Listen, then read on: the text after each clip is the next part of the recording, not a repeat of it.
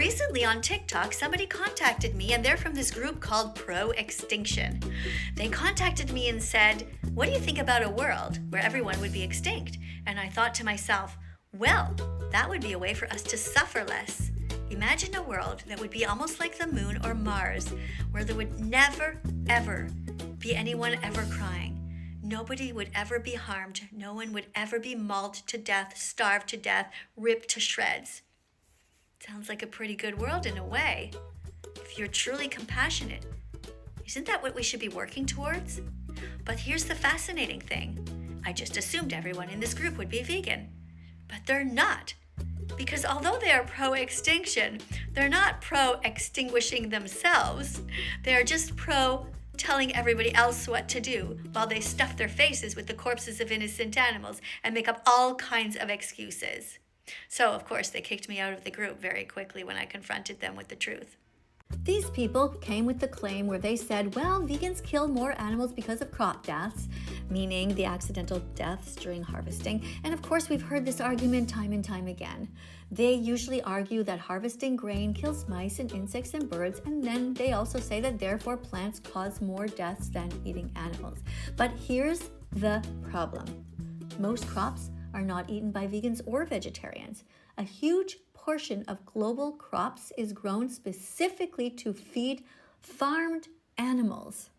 Typical estimates by scientists are that 75 or 80% of all soy grown is fed to livestock.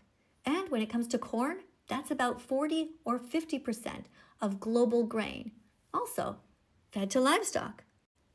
So, when someone eats animals, the chain is that the crops are fed to animals, and then the animals are fed to humans. And that means that crop deaths, accidental deaths during harvesting is what they mean, they still happen. Plus, the animal that gets slaughtered. So eating plants directly removes the middle step. The second claim is that grass-fed animals cause fewer deaths. That's also not true. They'll say something like, grazing cows only eat grass, so no crops are harvested. But here are the problems with this claim. Most livestock are not grass-fed. Globally, the majority are raised using feed crops. And grass-fed actually uses far more land. Producing the same calories from grass-fed animals requires much more land, which leads to habitat destruction, predator killing, wildlife displacement, and so overall, wildlife deaths still increase. Another claim they make is they'll say something like, a single cow feeds many people. They say killing one large animal might feed many people, supposedly causing fewer deaths than harvesting crops. And at first, this kind of makes sense, but then here's the problem. This ignores the cow itself, intentional death, crops fed to the cow during that lifetime, and land cleared for pasture, animals killed to protect the livestock. When these factors are counted, the death total rises significantly.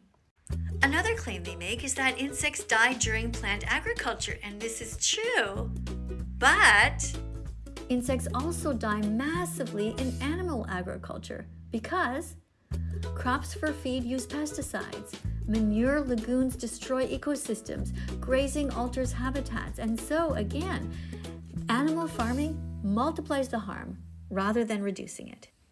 Some pro-extinction groups argue that since humans harm ecosystem, diet choices don't matter. But logically, if reducing harm matters at all, choosing the option that causes less harm still makes sense. Even people who think humanity should shrink usually agree that animal agriculture is one of the most destructive human industries. So when faced with these people, it's really simple. Just ask them this: what do farm animals eat? And then they'll answer, of course, plants. So if someone eats animals, they're responsible for plant agriculture, animal farming, and slaughter. Plant-exclusive eaters only cause plant agriculture. One system clearly requires far more resources and deaths. So what do you say to these people? You tell them that the vast majority of crops are fed to the animals that they eat.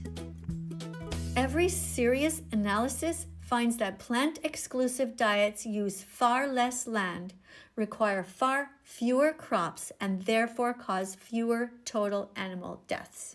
To me, the only kind of group that I would ever join with regard to pro-extinctionism is, of course, a group that has vegans in it and who are talking about what the best way is to end as much suffering as possible. And I'm not saying that we should all off ourselves, but there is a way for us to prevent future animals and people from coming onto this planet who will suffer. And it's something that's interesting. Let me know what you think in the comments. It takes 100 clicks until you're vegan. Gotta get the message in your head. It takes 100 clicks until you're vegan. Gotta get the message in your heart. It takes 100 clicks until you're vegan. Gotta be smart enough to grow. It takes 100 clicks until you're vegan. Gotta be brave enough to say no to the status quo. Can you do it? Yes, you can. And here are the first steps of your 100-click plan. Google vegan athletes and vegan recipes. You will learn that plants provide all the protein your body needs. Okay, so now that you know you can be 100% healthy as a vegan, it's time to watch the important documentaries. Because otherwise, without this vital information, you'll never fully understand. Your success as a vegan depends on you watching these. So here they are. Repeat after me. Earthlings, Earthlings, Dominion movement, what the hell, the game changers, Cowspiracy, Seaspiracy, Christspiracy. It takes 100 clicks until you're vegan. Gotta get the message in your head. It takes 100 clicks until you're vegan. Gotta get the message in your heart. It takes 100 clicks until you're vegan. Gotta be smart enough to grow. It takes 100 clicks until you're vegan. Gotta be brave enough to say no to the status quo. Alright, so let's go over what we've learned. It takes 100 clicks until you're vegan. Plants have protein. You're going to be completely healthy. You just got to eat properly. Being vegan is going to help you.